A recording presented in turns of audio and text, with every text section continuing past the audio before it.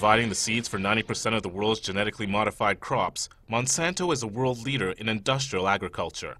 Filmmaker Marie-Monique Robin exposes the company's troubling past in her recent film, The World According to Monsanto. I've been working as a journalist for 25 years, and I'm a daughter of farmers in France. I mean, I have a big interest for agriculture. I made a lot of documentaries all over the world about this issue and about human rights. I mean, Monsanto is a question of agriculture right now and human rights. There's nothing they're leaving untouched. The mustard, the okra, the brinjal, the rice. Once they have established the norm that seed can be owned as their property, royalties can be collected, we will depend on them for every seed we grow, of every crop we grow. If they control seed, they control food, they know it. It's more powerful than bombs. It's more powerful than guns. This is the best way to control the populations of the world. Monsanto is now very big. It's the first seed company in the world. They bought up in the last 10 years about 50 seed companies, and they are the first leader in GMOs. I decided to make this documentary because, you know, Monsanto is saying that GMOs are safe for consumers, safe for the environment, and I thought, my God, can we trust a company when it is saying that? Monsanto's GMOs have invaded the planet, but no ag industry product in history has ever incited as much controversy and passion. Why? What's at stake with GMOs? And could the company's past shed some light on what the company is or claims to be today?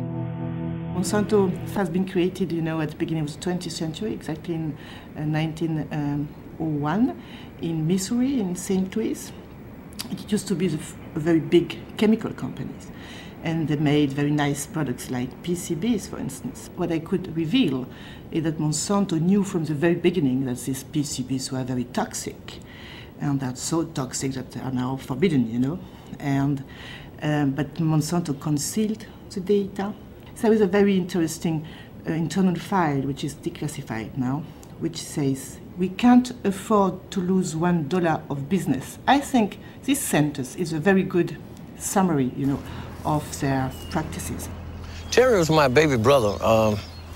He died in 1971 from a cancer of the brains, or a tumor of the brains, cancer of the lungs, and hers of the heart. He was 16. In the last 3 years, I have lost more friends. They died from illnesses, cancer, sugar diabetes, hepatitis, all these different ailments that comes with PCBs, and they have been related to PCB. They did the same with Agent Orange. Agent Orange is a defoliant, an herbicide used by the US Army during the Vietnam War. They used to spray the herbicide, you know, in South Vietnam. And Monsanto knew that it was very dangerous, very toxic, because it contains dioxin. They not only concealed the data they had about this product, they manipulated a scientific study to hide, you know, the link between Agent Orange exposure and cancer. The story began in Nitro, in a Monsanto factory that produced a powerful herbicide called 2,4,5-T. In 1949, an explosion in the factory provoked unexpected side effects. 228 workers developed an extremely disfiguring illness caused by dioxin, which is a highly toxic byproduct of 2,4,5-T. And one example more, maybe, because it's really the link between GMOs, Roundup. It's an herbicide sold everywhere in the world, and Monsanto always said it's biodegradable, it's good for environment. It's one lie more. It's not true.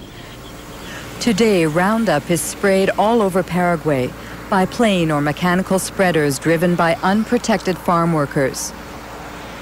It destroys the biodiversity of the countryside.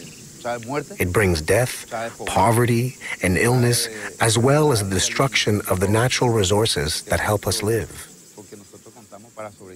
The company has been convicted first in New York 10 years ago and last year in France for false advertising. It's not biodegradable, it's not good for the environment. And I have an interview of a scientist in France who made a study which showed that Roundup leads to the first steps of cancer. It's very important to understand that because 90% of the GMOs grown in the fields belong to Monsanto. And 70% of the GMOs grown in the world have been manipulated to resist Roundup. The kernel of my investigation is what is called the principle of substantial equivalence. What does it mean?